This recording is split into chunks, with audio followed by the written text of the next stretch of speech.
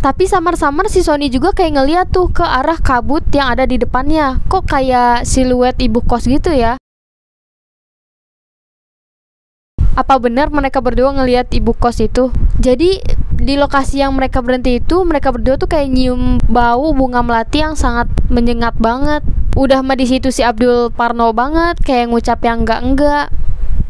Gak kerasa tuh akhirnya udah 1 jam mereka berdua nunggu di pos 3. Gak bakal bener nih kalau mereka berdua harus melanjutkan perjalanan menyusul tim ke atas.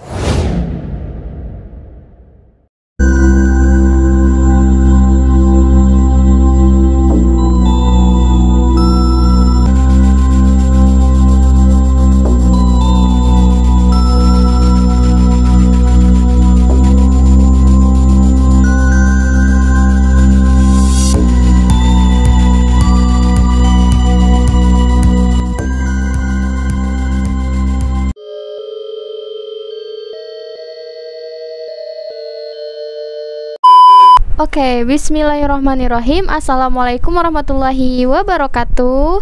Kembali lagi bersama aku Fadia Prameswari di Ceramah Horor, cerita pengalaman dan ambil hikmah. Seperti biasa, apa kabar teman-teman semuanya? Semoga teman-teman semua yang menonton video ini selalu diberikan kesehatan, dimudahkan segala urusannya, dan dilancarkan rezekinya, amin. Nah teman-teman, di video kali ini lagi aku akan membawakan sebuah cerita dari salah seorang narasumber, dan dia juga meminta aku untuk membawakan ceritanya. Aduh, kenapa sih ya? Kayaknya nyari narasumber itu susah banget. Tapi nggak apa-apa, di sini aku bakalan tetap ceritain. Nah, jadi narasumber aku ini memiliki pengalaman horor saat dia melakukan pendakian ke suatu gunung di Jawa Tengah. Kita sebut aja nama samarannya Sony. Jadi dia ini mendaki ke suatu gunung di Jawa Tengah bersama temannya, dan dia mengalami sebuah kejadian yang gak akan dilupain semasa hidupnya. Penasaran kan gimana ceritanya? Tonton terus video ini. Tapi jangan lupa buat kalian yang belum subscribe channel ini, subscribe dulu channel ini, dan jangan lupa nyalakan lonceng notifikasinya agar kalian gak ketinggalan konten-konten aku selanjutnya. Oke, kalau udah langsung aja, ini dia ceritanya. Kita sebut aja namanya Sony. Sony ini punya teman namanya, kita sebut aja Abdul. Nama panjangnya sih Abdul Baihaqi. Jadi si Sony ini tuh kayak anak rantauan gitu loh. Dia merantau sama temennya tuh yang namanya Abdul Baihaqi. Merantaunya itu di daerah kota Tangerang. Makanya saat mereka cuti kerja, mereka memutuskan untuk liburan dan melepas rindu ke emaknya si Sony yang berada di Jepara, Jawa Tengah.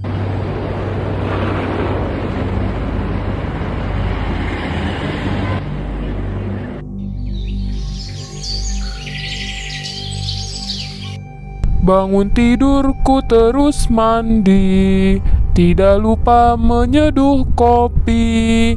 Abis ngopi gue seret kaki, kaki dekil Abdul Baihaqi.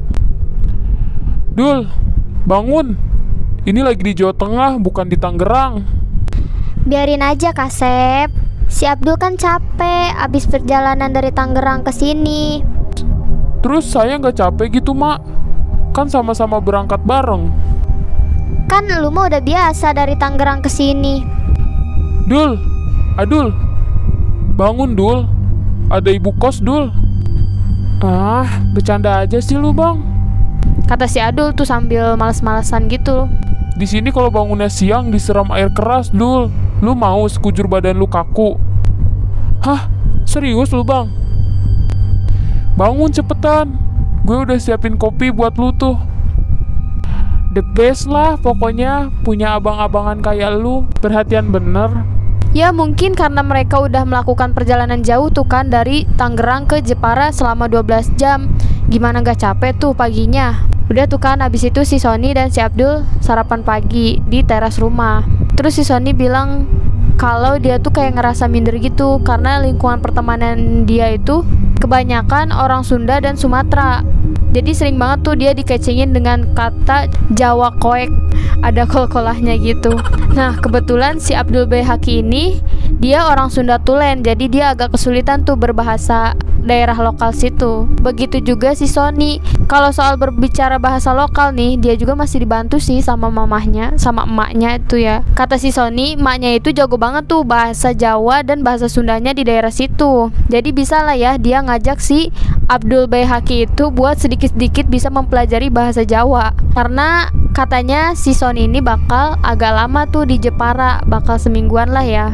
Terus pas lagi asik-asik ngobrol kayak gitu, tiba-tiba, halo bro. Okray, orek tempe. Orek tahu aja dah. Nanti gua rundingin dulu deh sama Bang Sony. Kenapa Dul? Ini bang, BTS ngajak ke Lau. Lau masuknya daerah mana sih? Mana gua tahu bang. Gua tahu nama gunungnya doang, tapi nggak tahu tuh nama kotanya. Yaudah nanti gua nanya sama gua dulu dah. udah tuh abis itu si Sony masuk, terus dia langsung nanya kan ke emaknya di mana lokasi Gunung Lawu itu. Dan kata emaknya, Gunung Lawu itu termasuk di antara dua kota Magetan dan juga Ngawi. Nah abis itu si Sony itu izinlah ke emaknya dia tuh buat pergi mendaki ke Gunung Lawu sama si Abdul. Tapi akhirnya diizinin tuh kan sama emaknya, dan dia diantar langsung tuh sama Pak D-nya ke daerah Magetan.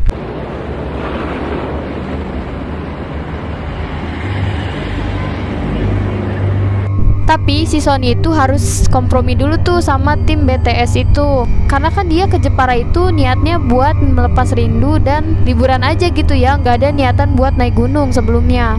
Jadi mau nggak mau tim BTS yang ngajaknya itu dia harus mempersiapkan alat-alat pendakian buat si Sony sama si Abdul Baihaqi. Setelah mendapat kesepakatan, akhirnya 2 hari ke depan mereka mempersiapkan tuh untuk keberangkatan ke Gunung Lawu tersebut. Dan si Sony juga sebelumnya udah mencari info tentang Gunung Lawu tersebut di internet. Nah karena yang ngajak ke Gunung Lawu tersebut udah pernah pada naik, tapi bagi si Abdul dan si Sony itu adalah pendakian pertama mereka ke Gunung Lawu. Tapi sebelumnya dia dapat info dari BTS itu, katanya pendakian pertama BTS itu ke Gunung Lawu dia lewat via Candi Ceto, dan katanya mereka mengalami kejadian janggal saat melewati Pasar Dieng atau Pasar Setan. Makanya di pendakian kedua ini mereka itu sangat menghindari lewat trek yang ada Pasar Diengnya. Mereka memilih untuk melakukan pendakian yang kedua via Cemoro Sewu.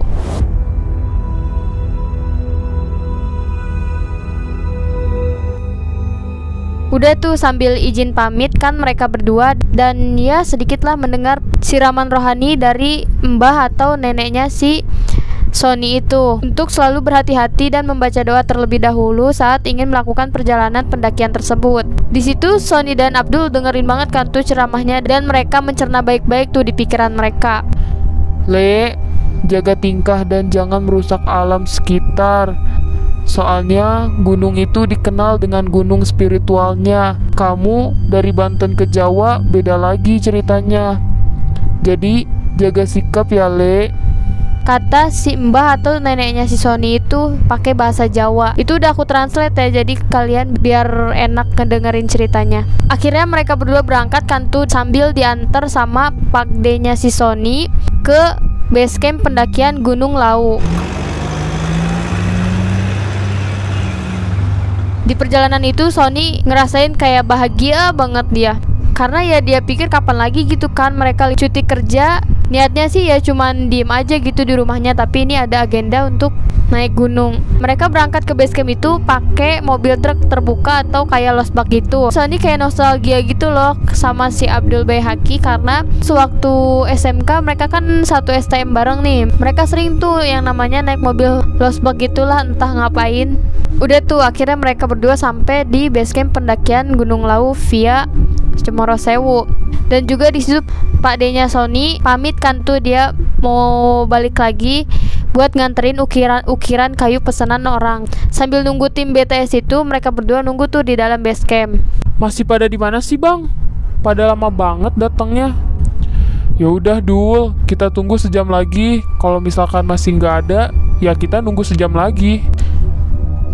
Sama aja bang, itu mah nunggu 2 jam. Ya udah, gak apa-apa Dul, daripada kita ke Jepara gak tahu jalan dan ke Tangerang juga gak tahu jalan pulang, Mending kita nunggu anak-anak aja di sini sambil ngopi. Ya udah deh bang, gua mah ngikut lu aja. Gak kreatif banget sih lu Dul, hidupnya cuman ngikutin orang doang. Bodo amat dah, daripada gua kesana kesini gak tahu jalan pulang, mending gua ngikutin lu aja bang.